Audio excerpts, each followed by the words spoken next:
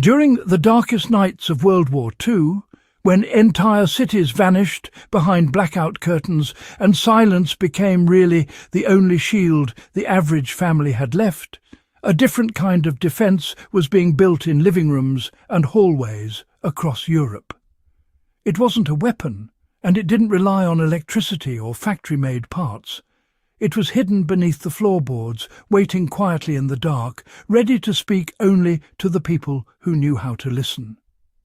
These wartime homes carried more than fear.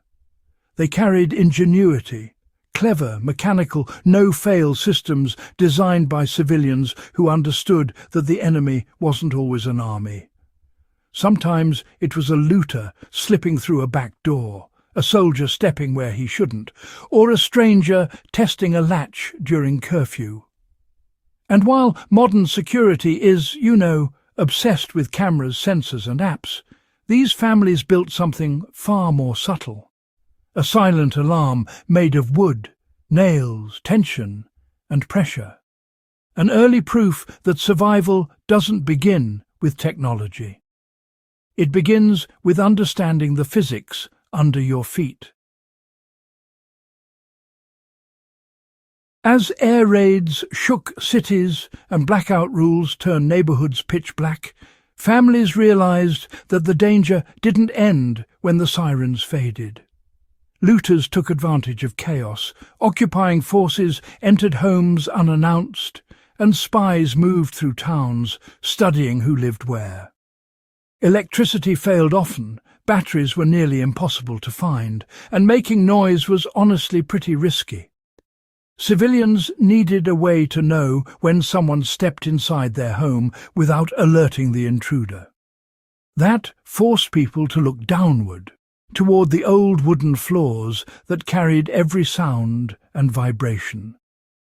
The breakthrough came when homeowners realized that the floors they had walked across for years could be turned into dependable intruder detection systems, with nothing more than a few altered planks and an understanding of how weight shifts across wood.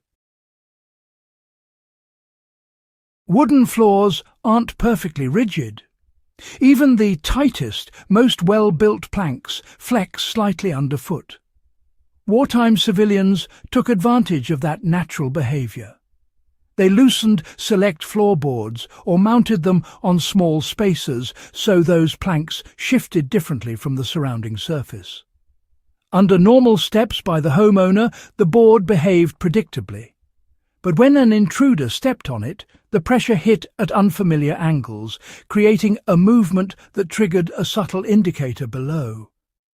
Some systems used a hanging key or washer suspended by a thin cord beneath the floor.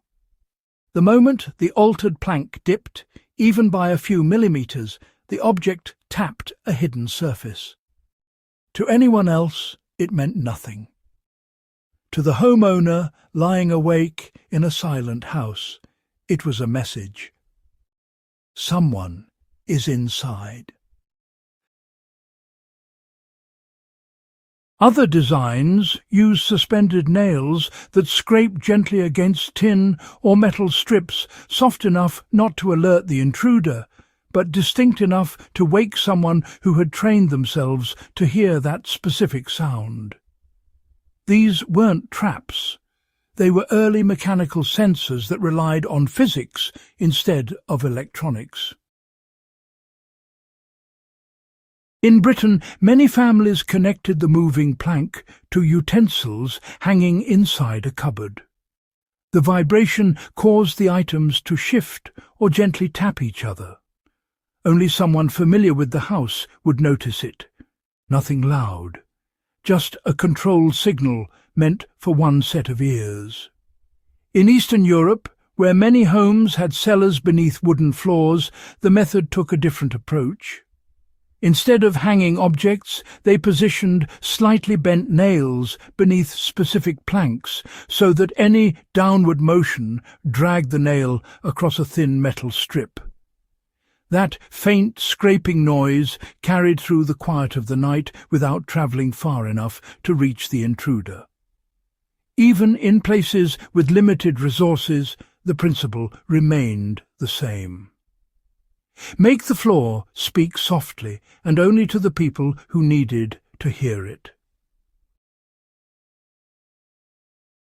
For someone looking to build an off-grid alert system or a backup layer of home security, this method still works flawlessly.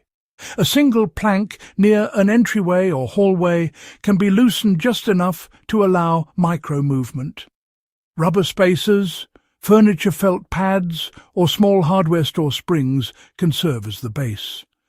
A fine nylon cord connected to a lightweight metal object completes the mechanism. Anyone stepping on that plank will set off the soft indicator beneath. If you prefer something more modern, but still mechanical in spirit, a piezoelectric vibration sensor can replace the hanging metal object. These sensors require almost no power and can trigger a tiny hidden LED behind furniture. The light flickers only for the person who knows where to look. The intruder stays unaware. The core idea hasn't changed since the 1940s. You're not building a trap. You're building awareness. Families under occupation didn't have the luxury of alarms, wireless networks, or rechargeable batteries. They relied on knowledge, how floors shift, how tension behaves, how a millimeter of movement can carry information. That mindset is invaluable for survivalists today. When the power grid goes down or modern systems fail, mechanical intelligence becomes the most reliable line of defense. Understanding these old techniques gives you a backup layer of security no outage or failure can take away. It's a reminder that real preparedness isn't about what you can buy. It's about what you understand. If this deep dive into forgotten wartime security gave you something valuable to think about, make sure you subscribe to Warfront Survival. Share this guide with anyone who respects practical history, mechanical ingenuity, and the kind of knowledge that never stops being useful. There's more to learn, and the past still has plenty to teach.